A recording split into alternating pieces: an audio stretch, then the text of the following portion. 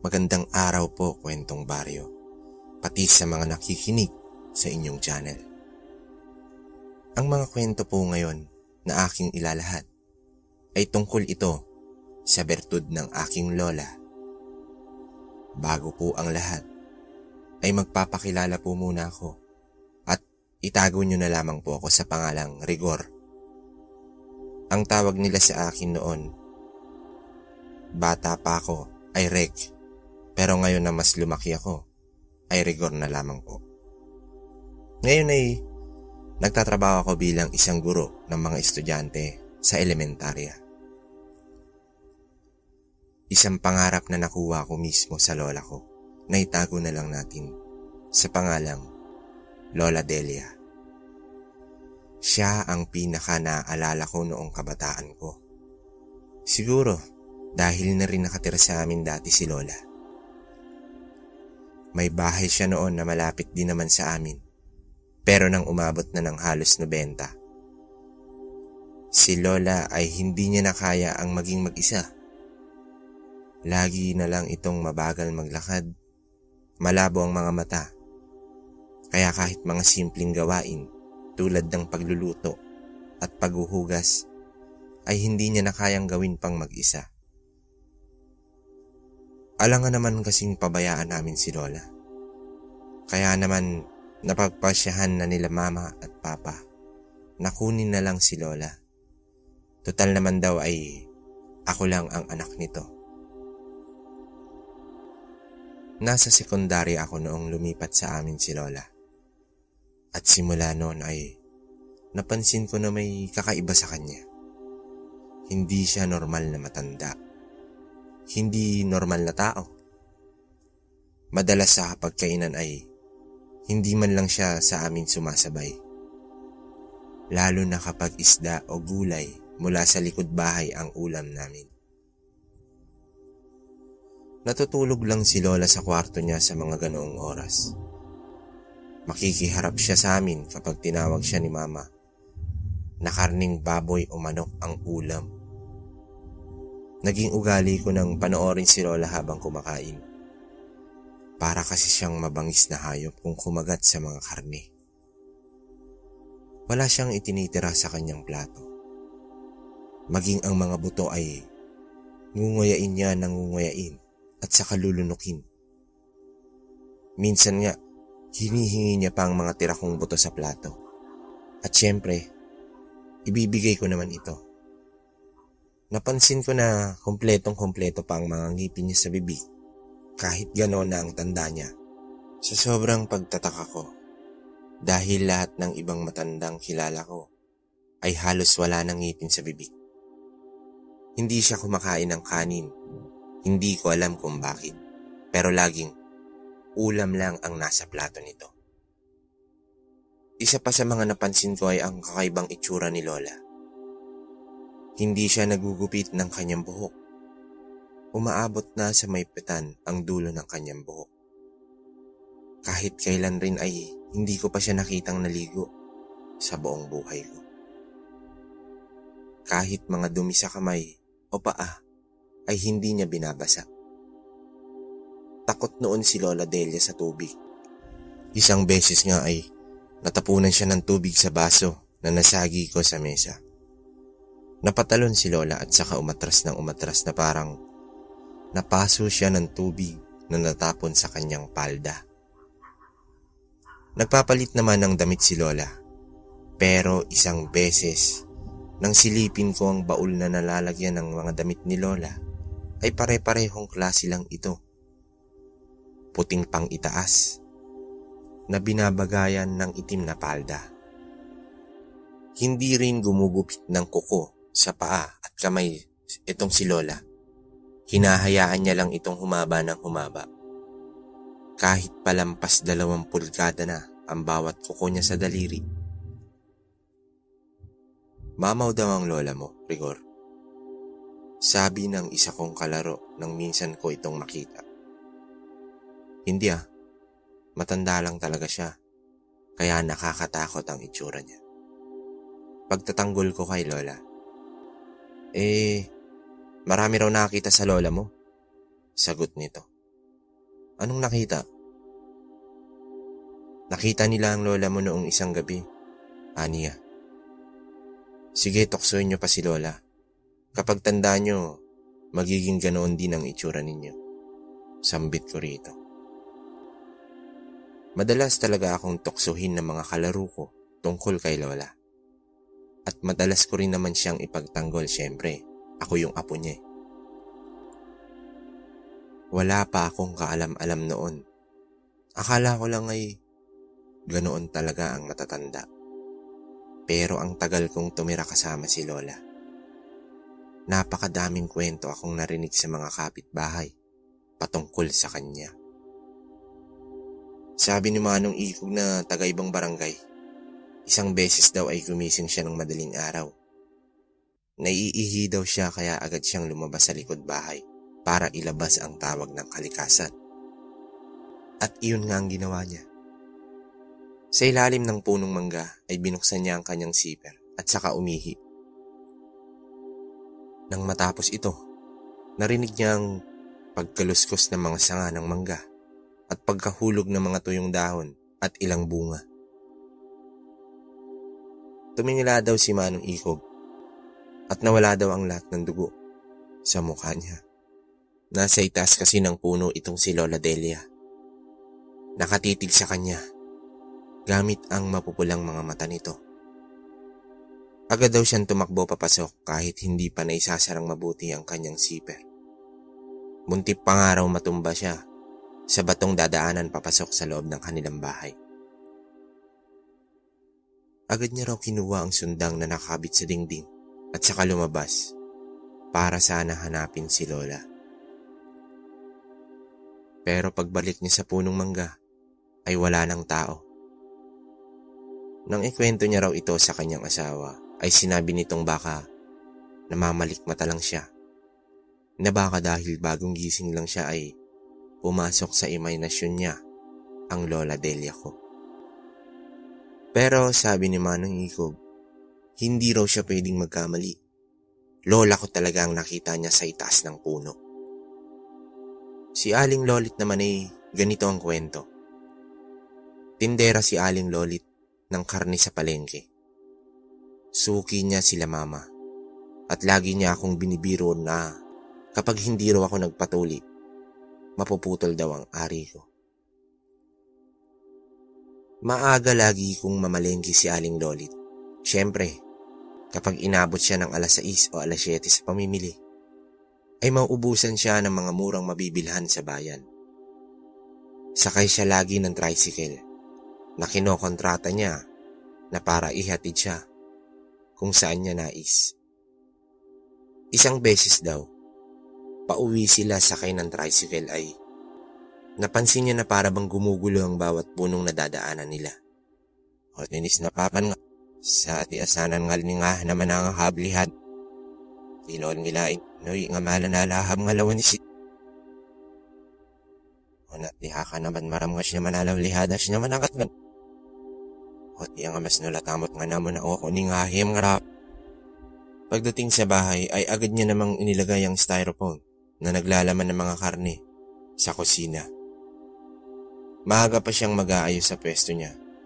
Saka siya dumiretso sa sala para sana magpalit ng damit at makapag-almusal na. Pagbalik niya sa kusina, naroroon daw si Lola. Nakayuko sa styrofoam na lalagyan habang nilalamutak ang mga karning binili nito. Nanigas daw sa takot itong si Aling Lolit. Pero naisip niya na kapag wala siyang ginawa, mauubos ang karning binili niya. Mawawalan siya ng kita sa araw na iyon. Agad naman itong kinuha ang walis tingting sa gilid ng pinto at saka ito pinaghahampas kay Lola. Umatras naman daw si Lola at saka lumabas ng kusina nila. Tumakbo daw ito palayo pero bago tuluyang maglaho sa kakawian ay lumingon daw ito. Buong akala daw ni Aling Lolit na babalik si Lola para gantihan siya sa mga hampas ng walis tingting. Pero hindi raw ito nangyari. Bagkus ay dumiretso lang si Lola, papasok sa mga puno at saka naglaho. Simula nang marinig ko yun, Syempre, nagsimula na rin akong magduda kay Lola. Sa dami ba naman ng kwentong narinig ko? Alangan namang nag-uusap-usap sila na magsinungaling sa akin. Ano ba talaga si Lola? Pero hindi naman pwedeng dahil lang sa mga kakaiba kong napapansin ay papaniwalaan ko na ang mga sabi-sabi tungkol sa kanya. Kaya naman nagmasid pa ako. Mas itinuon ko ang pansin ko kay Lola kapag nasa bahay ako. Hanggang nga sa napatunayan ko ang totoong pagkatao ni Lola. Noon pa man ay pansin ko na madalang si Lola na matulog kasabay namin.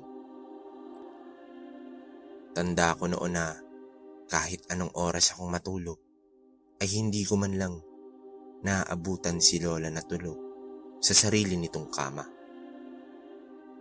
Lagi lang siyang nasa harap ng bintana, nakaupo sa kahoy nitong upuan at para bang pinapanood ang gabi. Ang buwan sa itaas ng langit ay laging pinagmamasdan ni Lola. Minsan naman, wala talaga si Lola. Hindi mo siya mahanap sa loob ng bahay. Ang ipinagtataka ko, dahil halos hindi na siya makagalaw sa paglakad sa loob, saan siya nagpupunta? At sa gabi pa talaga. Ma, natutulog po ba si Lola? Tanong ko minsan sa aking ina nang mapansin ko ito nagluluto. Aba, syempre naman. Talagang ang matatanda ay maikli lamang ang oras ng pagtulog.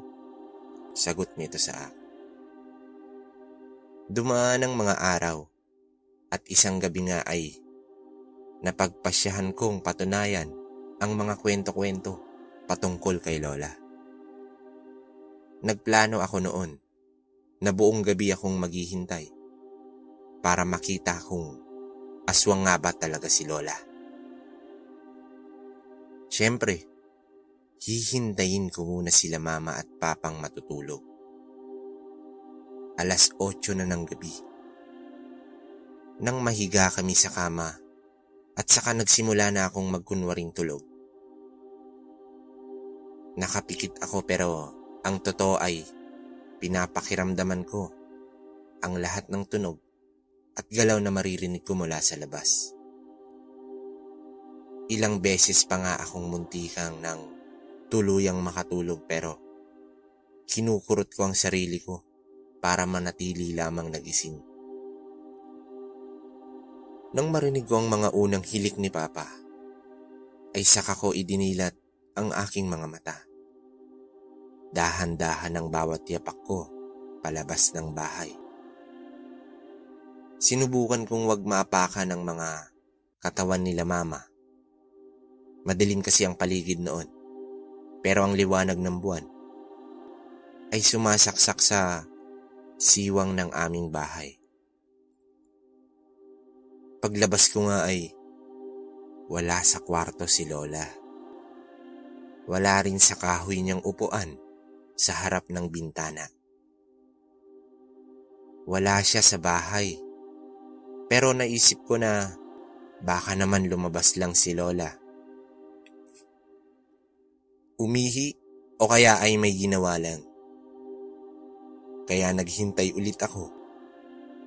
Pero halos papasikat na ang araw ay wala pa rin siya. Kiyup-yup na ang mga mata ko sa sobrang kaantukan. Pero pinipilit ko pa rin ang sarili ko na maghintay. Hanggang nga sa marinig ko ang mga pagaspas ng kung ano mula sa labas. Agad akong nagtago sa gilid ng cabinet. Nakasilip sa pinto para makita ko kapag pumasok si Lola. Narinig ko na ang mga yapak ni Lola at pagpasok niya sa pinto, muntik nang mahulog ang puso ko sa sahig kung saan ako nakatago. Ibang-iba ang itsura ni Lola sa normal niyang anyo. Matalas ang mga ngipin sa kanyang bibig at ang mga kuko niya na dati ay mahaba ngayon ay mas lalo pang humaba kumpara sa normal. Punong-puno ng dugo ang bibig at dibdib nito. Para siyang sinabuyan ng maraming kulay pulang tinta. Nangihina na si Lola nang naglalakad siya papasok sa kanyang kwarto. Matagal akong hindi nakagalaw sa kinatatayuan. Para bang naging rebulto ako. Nanigas ang mga paa ko. Ewan ko, hindi ako makapaniwala sa aking mga nakita. Totoo nga ang sabi-sabi, ang mga usapan ng mga kapitbahay, ang mga kwento ng mga kalaro ko. Alam kong alam din nila mama at papa ang tunay na katauhan ni Lola. Ako lang talaga ang walang kaalam-alam. Bumalik ako sa higaan pero hindi man lang ako nakatulog. Buong gabing nasa utak ko ang mga nakita kong iyon. Kinabukasan nga ay sinamahan ko si mama sa palengke. Habang nasa daan ay sinabi ko sa kanya ang ginawa ko pati na rin ang nakita ko. Natahimik namang saglit si mama bago ito nagwika ng, "Anak, sana maintindihan mo. Hindi normal ang lola mo. Totoo nga na isa siyang aswang at alam lahat ng mga taga rito iyon. Pero hindi sila galit. Alam mo ba kung bakit? Dahil hindi masamang aswang ang lola mo. Totoo, nakakatakot siya. Pero ni minsan ay hindi man lang siya nanakit o umatake ng kahit sinong residente ng lugar natin. Kaya nga hinahayaan lang nila ang lola mo na maglibot-libot sa bayan tuwing gabi para makahanap ng kanyang makakain." "Paano po ba siya naging aswang?" tanong ko rito. Doon ay kunento sa akin ni mama kung paano naging aswang itong si Lola. Isang beses daw ay napadpad si Lola sa isang lugar na hindi sa kanya pamilyar. Piyesta sa lugar na ito at isinama lamang siya ng mga kaibigan niya upang kumain. Siyempre, napakaraming handa. Lahat ng klase ng ulam na maaaring matagpuan sa piyestahan ay naroroon. Kaya naman, todo kain naman daw si Lola Delia. Pagkatapos ng kainan, siyempre, meron ding inuman. Kasama ang mga kaibigan niya. Iyon na raw ang huling naalala ni Lola bago siya nagising kinabukasan sa gilid ng daan.